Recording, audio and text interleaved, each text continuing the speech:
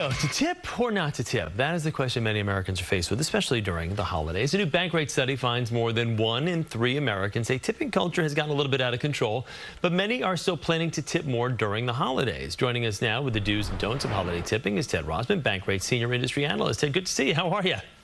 Good to be here. Thank you. You know, when I read this, people are fed up with tip. I mean, come on. It's like it's one time a year where you really kind of have to go out of your way. And tipping is, it's the American way. Come on. So who are the Americans planning to tip this holiday season, especially New Yorkers, Ted, first and foremost? You know, it's interesting because holiday tipping has actually held up better than rest of the year tipping. A lot of this tipping backlash has been more focused on the rest of the year. People tipping less at restaurants and hair salons and places like that.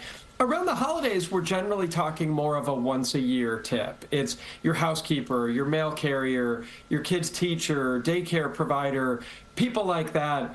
A big one in the New York City area is apartment staff, the doorman, the super, other building staff.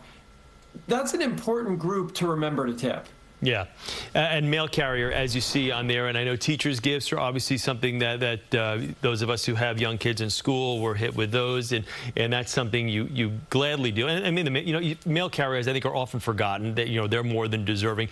Is there a particular reason why people choose to tip more during the holidays, aside from the obvious reason? It really is just old-fashioned generosity. I mean, there are different reasons to tip. There's a thank you. There's because it's expected. Maybe you're trying to get better service next time. Around the holidays, though, the explanation that comes to the surface more often than anything else is just to say thank you, which is a nice thing to do. I mentioned the rest of the year we're not feeling as good about tipping. About 6 in 10 Americans have a negative view of tipping.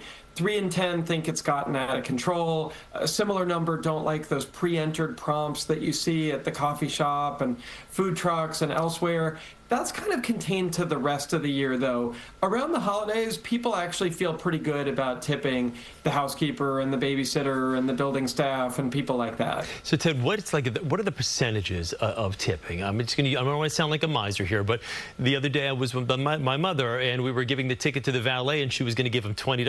I was like, 20. I almost fell off my chair. I'm like, $20 for the valet. I'm like, we've only been here an hour. But on a serious note, what are percentages for like your housekeeper, whatnot? Do you give them an additional day of service, or is it $50? How do you kind of rate or rank where you should tip everyone? The median holiday tips in our survey ranged from about $20 to about $50. So the low end would be people like the trash and recycling collectors, the mail carrier. The higher end were housekeepers and childcare providers. Now, you mentioned, a really nice holiday tip, if you can afford it, is to give equivalent to one service. So this would likely be higher than the amounts I'm quoting here. But, if you have a really great housekeeper or nanny or someone like that, you might even consider this for your barber or hairstylist. You tip equivalent to one service around the end of the year. That's on the especially high end, but it can be appreciated, and especially if somebody's really gone above and beyond. And last question for you real quick. The Bankrate study found that younger generations are more likely to tip. Why is that? I would have thought the opposite. Most of the year, it's the opposite. Usually it's older people who are better tippers. Around the holidays, it's younger people. One theory on that is that this is a bit of a self-selecting audience, as in more likely to have kids, more likely to be homeowners, perhaps skewing a bit higher on that socioeconomic spectrum. It may be that these are the Gen Zers who are doing better, and they're tipping better as a result. The rest of the year, though, Gen Zers are usually the worst tippers. All right, Ted, great to see you. If I don't see you before the holiday, have a happy holiday season. Ted Rossman, Bankrate Senior Industry Analyst. Always good to have you with us. Good to see you, Ted. Thanks. Happy holidays. You got it.